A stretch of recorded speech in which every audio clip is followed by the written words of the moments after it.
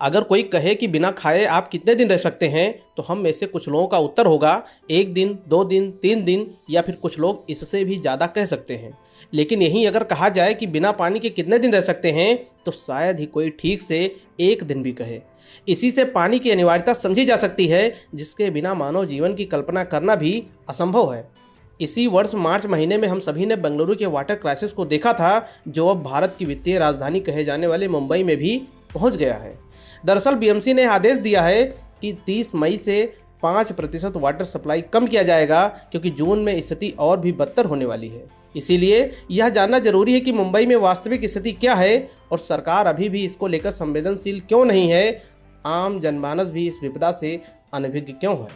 दरअसल जिस पानी की कीमत हमें समझ नहीं आती है और लोग वाटर टैप को खुला छोड़ देते हैं, उसी पानी की कीमत पहले बेंगलुरु और अब मुंबई जैसे शहर में अमृत की भांति हो गई है।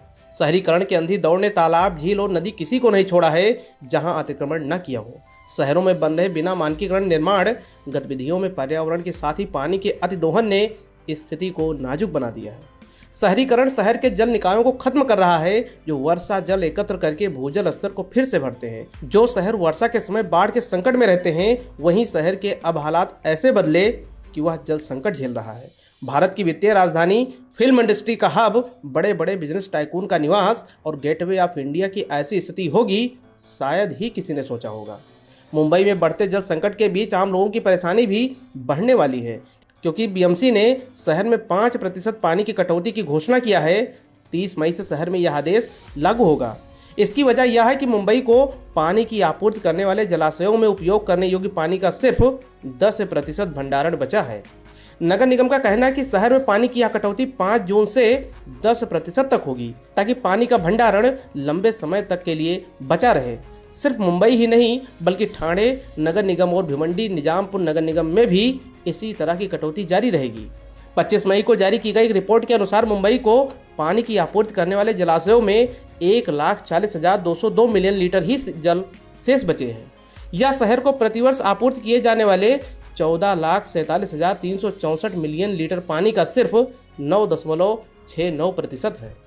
बीएमसी का कहना है कि जब तक शहर में पर्याप्त बारिश नहीं होती, तब तक मुंबई में पानी की कटौती जारी रहेगी। इसके साथ ही नगर निगम ने शहर के लोगों से अपील की है कि पानी का इस्तेमाल संभल कर करें। बीएमसी ने शहर की जनता को सुझाव दिया है कि कपड़े धोने के लिए वॉशिंग मशीन और नहाने के दौरान शावर का इस्तेमाल न करें।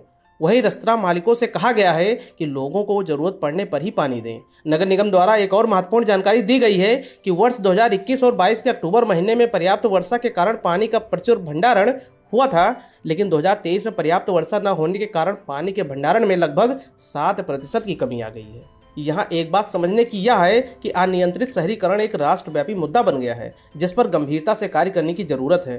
कृषि से लेकर उद्योग तक, घर से लेकर सार्वजनिक स्थानों पर, तालाब से लेकर झीलों तक, नदियों से लेकर महासागर तक, हम मनुष्य अपनी जिज्ञासा की पूर्ति के लिए सभी जगह अतिक्रमण करते ही जा रहे हैं। हमने अपने बचपन में जहाँ हरे भरे बाग बगीचे देखा था, आज या तो वहाँ कृषि कार्य हो रहे हैं या फिर निर्माण कार्य हुआ है। वनों की कटाई अप्रत्याशित गति से जारी है। यह सब करते हुए मनुष्य थोड़ा भी संकोच नहीं कर रहा है कि भला सांसों के लिए स्वच्छ हवा और जीने के लिए पानी कहाँ से मिलेगा। हम सभी ने अपने आसपास देखा होगा कि जिन तालाबों में कभी 12 महीने पानी हुआ करता था, वहाँ अब कुछ महीने ही पानी रहता है। अवैध और अवैज्ञानिक खनन होने से नदियों को मोड़ने तक का प्रयास किया जा रहा है। ऐसे में राष्ट्रपिता महात्मा गांधी का वचन स्मरण होता है, जिसमें गांधी जी कहते थे कि इस धरती पर सभी मनुष्यों के जीने के लिए पर्याप्त संसाधन उपलब्ध हैं, लेकिन एक भी लालची व्यक्ति के लिए भी यह अपर्याप्त है। अब समय आ गया है जब कृषि क्षेत्र में ड्रिप और स्प्रिंकलर जैसी वैज्ञानिक सिंचाई पद्धति को पूरी तरह से अपनाया जाए, जिससे एक एक बूंद पानी को नष्ट होने से बचाया जा सके। उद्योग के क्षेत्र में यह नियम कड़ाई से पालन कराया जाना चाहिए कि जितना वाटर वेस्ट हो रहा है उसके रिसाइकिल की व्यवस्था हो। निर्माण कार्य में नगर निगम को सख्ती से निपटने की जरूरत है, जिससे बर्बाद हो रहे पानी को बचाया जाए।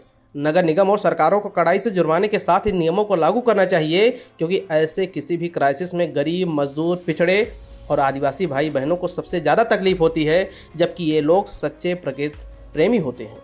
यह स्थिति बेंगलुरु शहर से निकलकर मुंबई पहुंची है और भविष्य में यह अन्य शहरों में उत्पन्न हो, उसके पहले संभलना जरूरी है। प्रिय व्यूअर्स, आप ऐसे निर्णय के बारे में क्या सोचते हैं? कमेंट करके जरूर बताएं। नमस्कार।